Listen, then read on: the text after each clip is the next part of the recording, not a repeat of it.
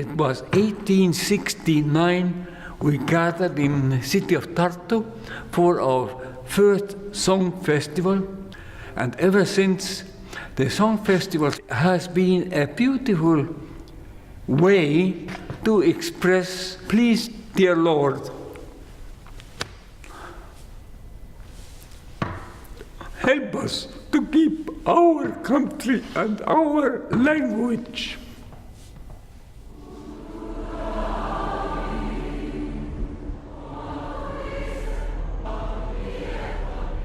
Out from the shadow into the forefront. Estonia's triumphant technological emergence after 51 years of tragic Soviet occupation. Illegally occupied by the Soviet Union after World War II, the tiny country of Estonia was torn apart by a program of forced, quote, Sovietization, which lasted from 1940 to 1991. Through a non-violent singing revolution, Estonia ultimately gained its independence in August of 1991. The country's young and progressive government officials, led by Prime Minister Mart Laar, embraced the internet and technology to turn Estonia into the world's first e-society, becoming a preeminent leader in technological advancements worldwide, further revealing Estonia's tremendous climb from a third world country to a first world country.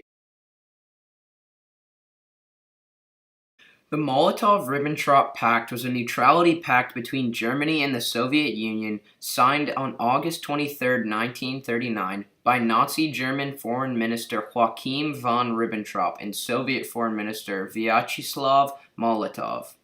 The fact that the two dominant nations in Europe agreed to a non-aggression pact was especially important because it paved the way for Hitler to move into other countries without the Soviet Union's interference. In addition, the two countries secretly decided on the fate of the Baltic countries without their input, dividing the countries between Germany and the Soviet Union, taking away each country's independence.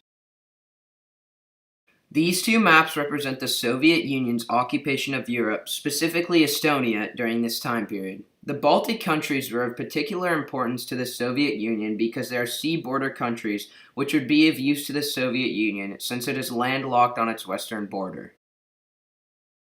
The Soviet occupation forced mass deportations of Estonians to Siberia during the late 1940s. Some Estonians were able to escape the country as the Red Army invaded. Pictured here is Estonian judge Heinrich Wiedekop and his displaced person's identity card. He and his daughters escaped Estonia by boat and eventually immigrated to the United States. Unfortunately, his wife did not make it to the boat in time. They never saw her again. Pictured here is an article from an Estonian newspaper that was written to propagandize the Soviet government economic policies of collective farming and communist doctrine, where everything is owned by the state. The article reinforces how the Soviet government has the authority to decide who lives on which land and in which homes. Even if a family had owned a property before the Soviets took power, it would not be theirs since the Soviet state owned all of the property collectively. Pictured here is Lita Madison, a teacher during the Soviet occupation. She quoted, "As a teacher, my aim was to give the children a solid foundation in basic subjects, their mother tongue, mathematics, and Russian language, and in most cases I achieved my goal. Once, I missed a day of school, and the substitute teacher said to me, 'Your students are politically stupid.' I told her that, despite the fact that I myself was a party member, I had never set a goal of raising children to be communists."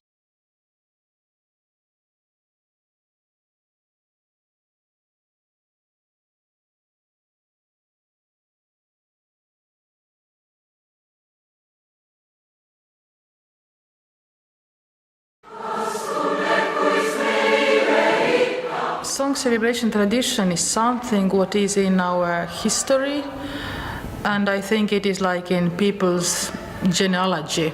And when we had singing revolution, Estonians, they just gathered to song celebration ground and sang. It was that declaration. And I remember the feeling that we have 80,000 people here. You can't arrest and you can't kill all of them. On jälle aeg Moscow kept on denying that the Soviet occupation of Estonia was illegal.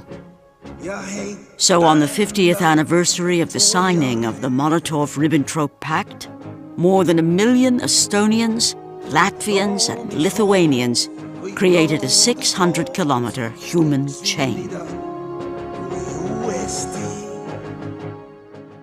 Et igal rahval, ka väikesel, on vääramatu õigus olemasolule. On õigus rahvuslikule enesemääramisele. It was an extraordinary show of mass defiance in the Baltic region of the Soviet Union. A human chain of protests that reached across the 3 Baltic republics, from Estonia in the north to Lithuania in the south. If 20,000 people start to sing one song, then you just cannot shut them up. It's impossible.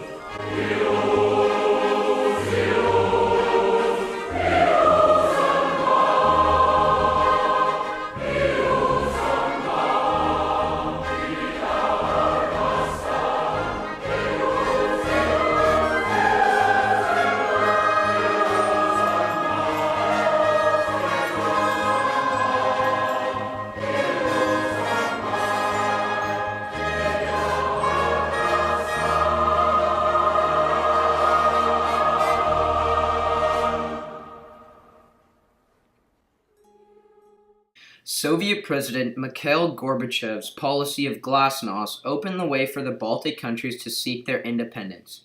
Glasnost was the policy of more open governmental policy and wider dissemination of information to the public. When the hardline communist coup against Gorbachev failed, it resulted in weakening the overall structure of the Soviet government, which began to fall apart. At this point, the Baltic countries declared their independence. This graph compares the GDPs of European countries pre- and post-World War II. Estonia first appears on the graph in 1991 after gaining its independence. With an initially low GDP compared to the other European countries, it shows a dramatic rise over the next 20 years.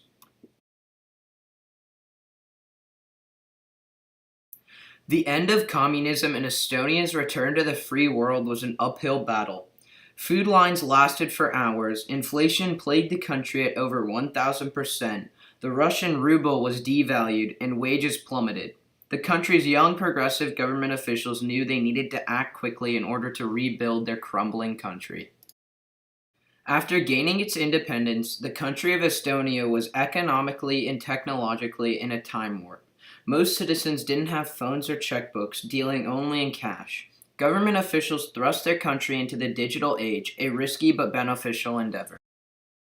Estonia's first step in becoming a world leader in the technology industry was funding the basis for their e-society, beginning with small programs such as Tiger Leap and Skype. In 2000, Estonia became the first country in the world to declare internet access as a basic human right.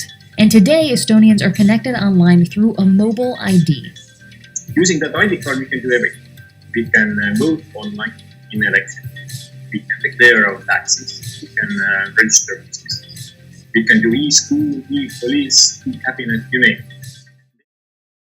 Skype, founded in Tallinn in 2003, sparked a generation of Estonian techies and entrepreneurs. In 2011, Microsoft purchased Skype, and instead of cashing out, the Estonian Skype founders reinvested in their country with new startups, further advancing their country and piquing the interest of other world powers. Perhaps only a tiny country the size of New Jersey that had to reinvent itself from scratch could reimagine such innovative changes.